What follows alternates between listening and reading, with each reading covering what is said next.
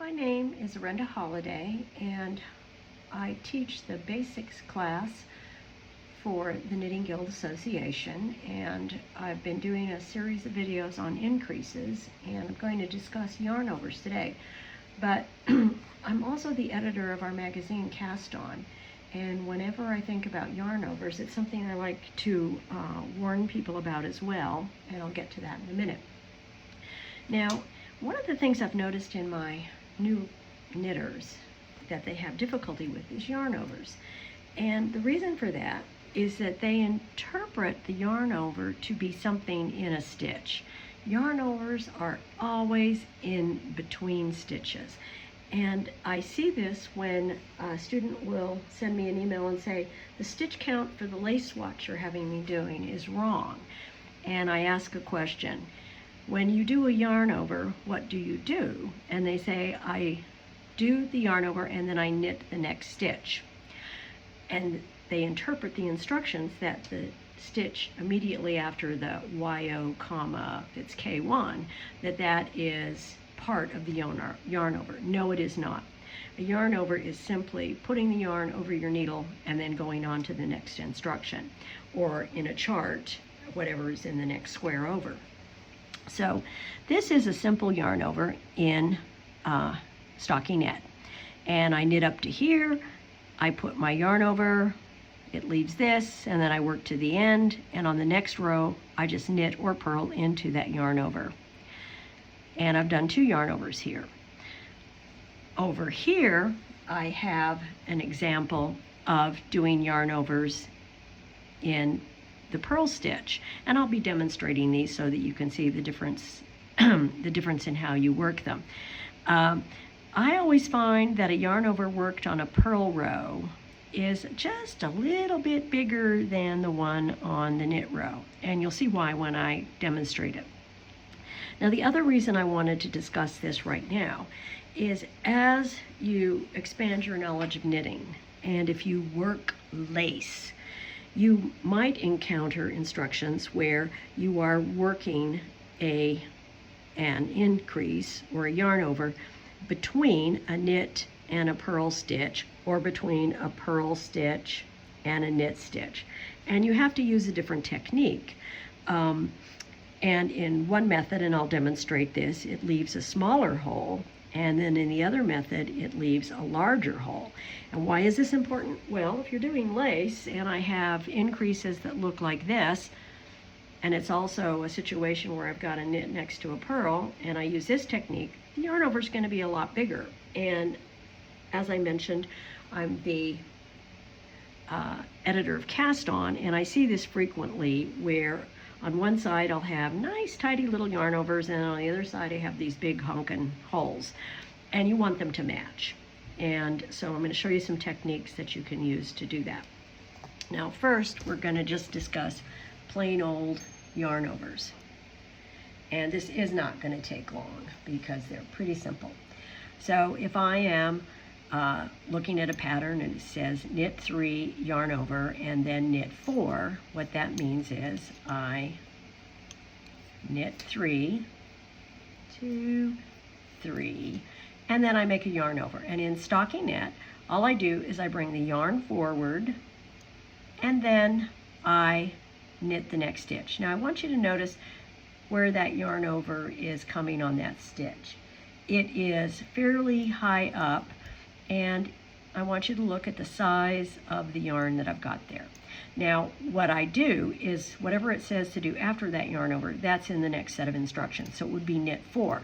And if I interpreted the yarn over as taking 2 actions, this and then this, I would run out of stitches. So remember, a yarn over is just between 2 stitches, and the chart or the instruction will tell you what to do next. So I've got my yarn over, and then I work the next stitch. Now, generally on the reverse row, I'm just going to be purling. So what I'm going to do when I get to that yarn over is I'm just going to insert my needle into the yarn over, and I'm going to work to the end of the row, and there's a yarn over. See, it leaves a hole in there. Now, you rarely are going to use these for increases because it's going to add stitches, but it's going to leave a big hole in it. And I've seen very few patterns where you're using yarn overs for increases, but I assume there are some out there. Normally, when you do a yarn over, it's in lace, and you're going to be decreasing the stitches around it so that your stitch count stays relatively the same. Okay, I'm going to work 2 rows till and then I'm going to show you how to do it on a purl row.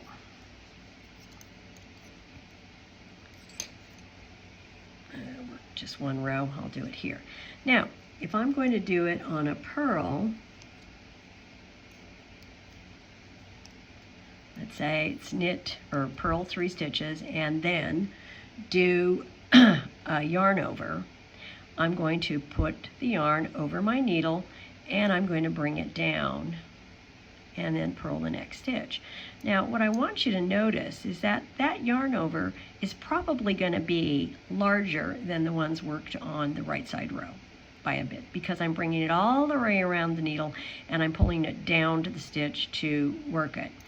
So when I do a yarn over in with on the purl side, I might just want to give my yarn a slight little tug to make it a little smaller, because they tend to be, in projects I've seen, much, much larger.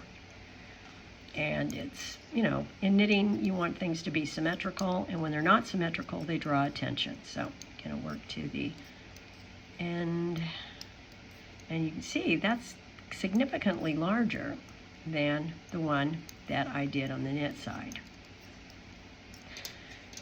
So those are yarn overs. You work them between stitches, and you do not interpret the pattern or the chart with the stitch next to it being part of the yarn over. The yarn over is just putting the yarn over your needle.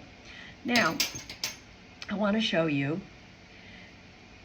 the different techniques you have when you're not doing it in just stocking knit and purl, but when you will do it on this side where I've got a knit and then a purl.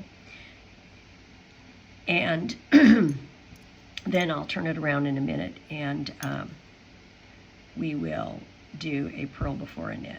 Yeah, crud. So I'm going to work to where I want the yarn over, and I'm going to work up to this stitch. So I've got a knit next to a purl.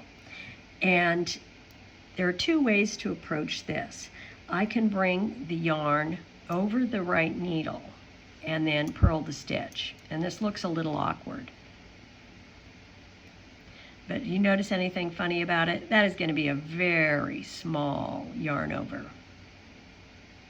Okay, so if I'm using that technique, I do not want to pull the yarn tight. I want to leave it kind of loose.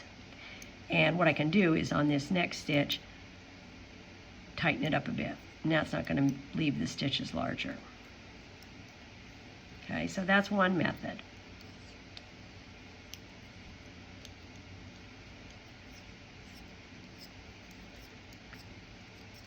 And I'll get there, and you can see, well, and I have a choice here whether I want to knit or to purl it. I'm going to purl it.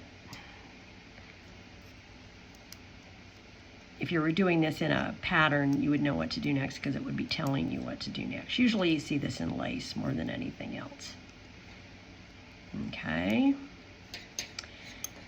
And I've got that yarn over, and you can see that it's fairly small. Now, what if I want a larger one? What I can do is I can, when I get there, I bring my yarn forward as if I'm going to purl, okay? And then I wrap it completely around the needle, and then I purl the next stitch. And you can see that that's a much larger stitch than the other one. And so I can pull it very tight to make it smaller, or I can use the other one to make it larger, but it is a consideration when you're doing this. You kind of, when you're using yarn overs, you want to kind of have them be all the same size. And frequently, yeah, I'm going to purl this one too. Frequently they are not. Now, you do have a different technique to do when you've got a purl next to a knit stitch. Okay, you can see that one's much bigger than the other one. And what I'm going to do is I'm just going to purl a few stitches here so that I have a purl before a knit stitch. Okay, so I have a purl before a knit stitch and I want to do an increase. Well, what I can do again is bring it over the right needle. It's just the reverse of what I did. And again, if I bring it just over the needle like I would a regular yarn over between two knit stitches, it's going to leave a much smaller yarn over.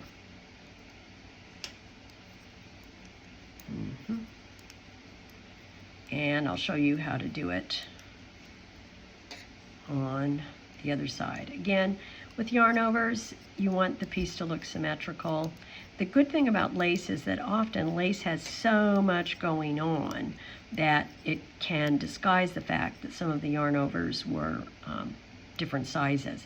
And in that case, what you want to do is just look at it and evaluate maybe on your gauge swatch whether you need to work them larger, which technique to use. Okay, so we're going to do the other technique where I have a purl next to a knit.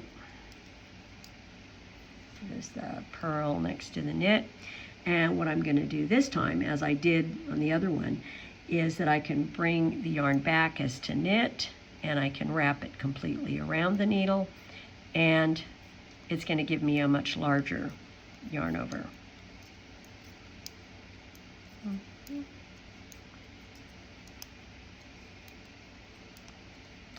So my point is with all of this is that if you're using yarn overs in something like lace or some decorative effect, you need to be aware that there is a difference in the sizes depending on what the pattern of the stitches is. If it's all knit stitches, not a problem. If it's all purl stitches, not a problem. But if it is knits next to a purl or a purl next to a knit, you need to think about what you want to do, work out what you want to do on the gauge swatch rather than discovering it when your scarf is halfway done. And you can see that we've got our yarn overs there. Now looking at this, when it's kind of stretched out, it's not, the difference isn't all that much. But again, it depends on your yarn, the pattern, but you need to look at it before you get started.